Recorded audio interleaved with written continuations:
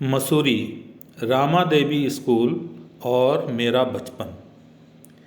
यूँ तो मेरा अबोध बचपन कभी मसूरी के प्राइमरी स्कूल कुलडी, तो कभी काफल पानी डांग के प्राइमरी स्कूल, तो कभी ऋषिकेश के करीब श्यामपुर के प्राइमरी स्कूल में बीतता हुआ आज एक बार फिर मसूरी रामा देवी स्कूल में 9वीं कक्षा से शुरू होने जा रहा है।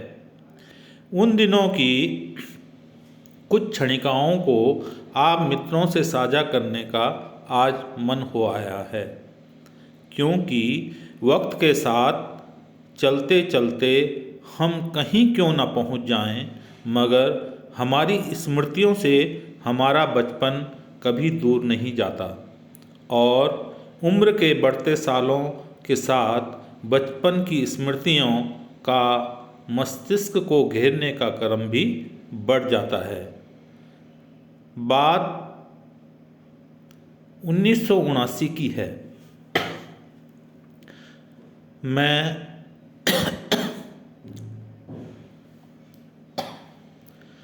बात 1979 की है। मैं अपने पिताजी के साथ श्यामपुर ऋषिकेश से मसूरी लाया गया था। पिताजी चाहते थे कि मैं रामा देवी स्कूल से आगे की पढ़ाई शुरू करूं, क्योंकि रामा देवी स्कूल को उन दिनों घनानंद इंटर कॉलेज से उत्तम माना जाता था। इसलिए रामा देवी में मुझे भर्ती करने के प्रयास शुरू हुए।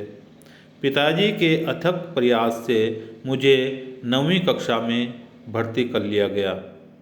रामा देवी स्कूल के पहले दिन का पहला मध्यांतर आज भी मुझे याद है। दिन का समय था। कक्षा 10 के बच्चे शोर मचाते कक्षा के अंदर और बाहर बरामदे में खेल रहे थे।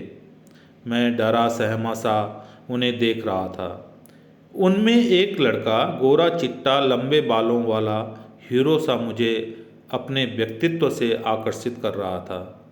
मैं अविरल उसी को देखा जा रहा था और वह था कि खेल खेल में एक से एक शैतानी दिखा रहा था।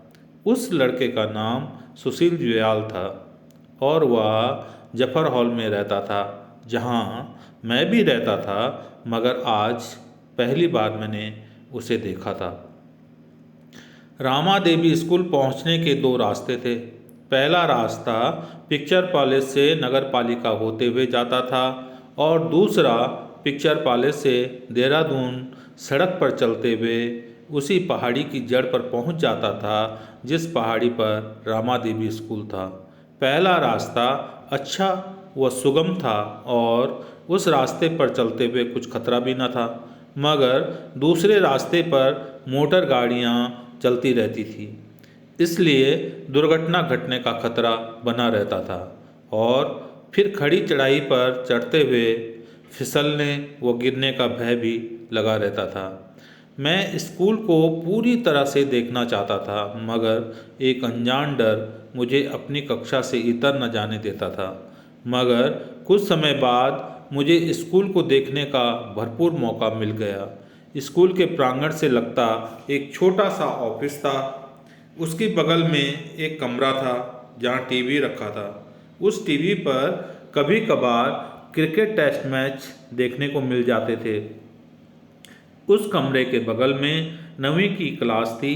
उस क्लास के बगल से सीढ़ियाँ नीचे उतरती थी। ऐसा लगता था जैसे कि हम अंडरग्राउंड की तरफ जा रहे हैं, जहाँ रसायन विज्ञान की प्रयोगशाला थी। प्रयोगशाला के ऊपर 10वीं की कक्षा थी और उसके ठीक पीछे 9वीं की एक और कक्षा थी, जिसकी खिड़की से देहरादून को जाने वाली सड़क दिखाई देती थी। उस 9वीं क्लास से बाहर निकलकर खेल मैदान की ओर जाते ही 2 मंजिला बाथरूम थे और हम जब कभी खड़ी चढ़ाई चढ़ते स्कूल पहुंचते तो इन्हीं बाथरूम के करीब से आते थे। यह स्कूल का पीछे वाला हिस्सा था। स्कूल ऑफिस के सामने एक मैदान था जहाँ पर प्रार्थना होती थी और स्कूल को उतरती सीढ़ियों के बगल में एक 3 मंजिला इमारत थी जो खाली थी, मगर एक रूम में टेबल टेनिस की मेज़ थी जिसमें मुझे भी कभी कभार खेलने का मौका मिल जाता था। प्रार्थना मैदान की एक तरफ सीढ़ियाँ उतरती थी जो भौतिक विज्ञान प्रयोगशाला को जाती थी, और वहाँ कुछ क्लासरूम भी थे जो 6 से 8 कक्षा के बच्चों के लिए थे। स्कूल कार्यालय के सामने से सीढ़ियाँ छत को जाती थी, जहाँ सबसे पहले वाला रूम प्रधानाचार्य का था। उसकी बगल में 12वीं व उसके बाद 11वीं का था।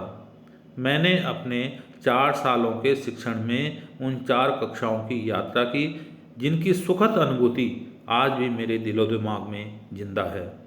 हमारे स्कूल से लगता एक बड़ा सा घर था जो तब के अभिनेता प्रेमनाथ जी का था।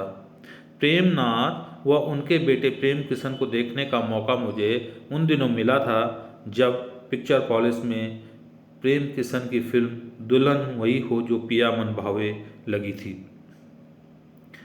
मेरी पहली स्मृति में वो दिन आता है जब हमारी कक्षा के लगभग 6 लड़के स्कूल से काफ़ी दूर संजोस टैंक में गुरुजनों को बिना बताने नहाने के लिए गए थे।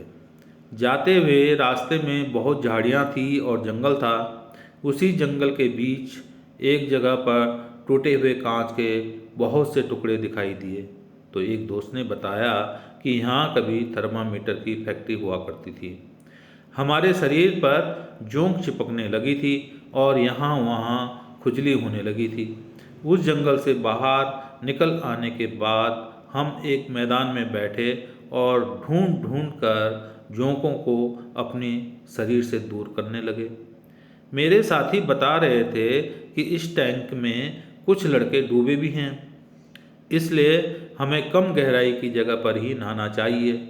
मगर मैं तो श्यामपुर का रहने वाला था, जहाँ से सौंग नदी गुजरा करती है, और वहाँ मैंने खूब तैरना सीखा था।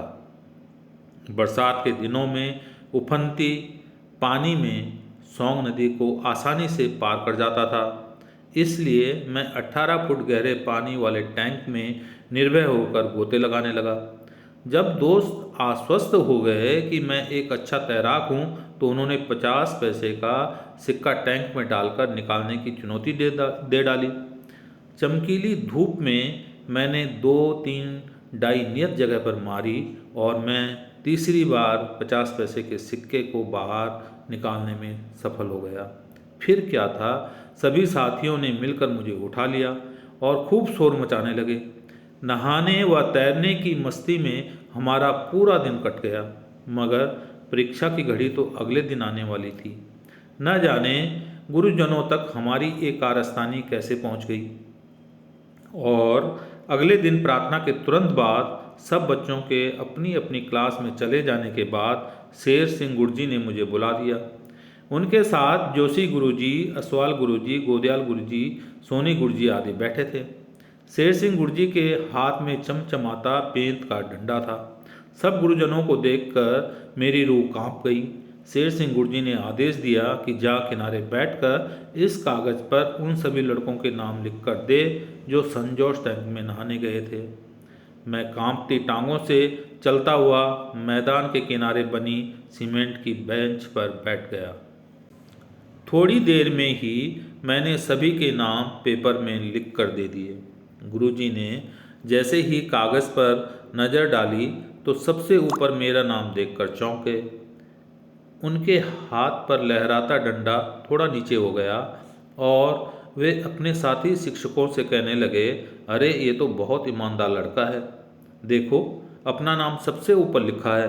और फिर बिना मेरी पिटाई किए कहा कि तुम क्लासरूम में जाओ। मैं अपने क्लासरूम की ओर तेज कदमों से चल दिया, इस भय से कि कहीं गुरुजी मुझे छोड़ने का अपना इरादा न बदल दें। कुछ समय बाद ही बाकी लड़कों को एक एक कर बुलाया गया और जी तोड़ उनकी पिटाई की गई।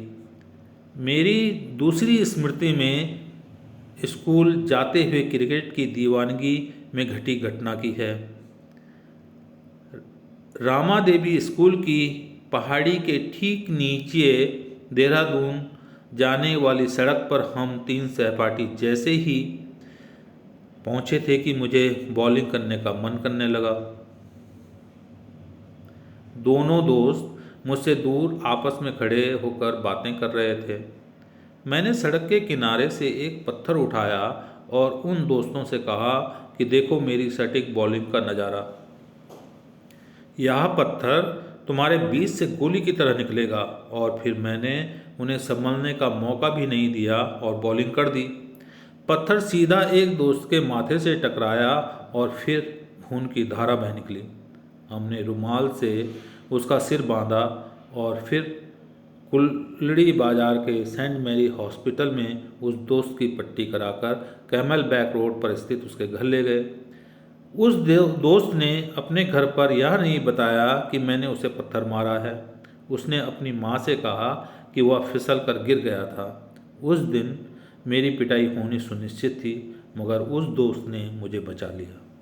उस दिन की बेवकूफ़ी मुझे आज भी ग्लानि से भर देती है और उस दोस्त के प्रति मेरा प्रेम जग जाता है जिसने माथे पर गहरा घाव खाने के बाद भी मुझे पीटने से बचा लिया। और जब तक मैं मसूरी में रहा वह मेरा दोस्त बना रहा।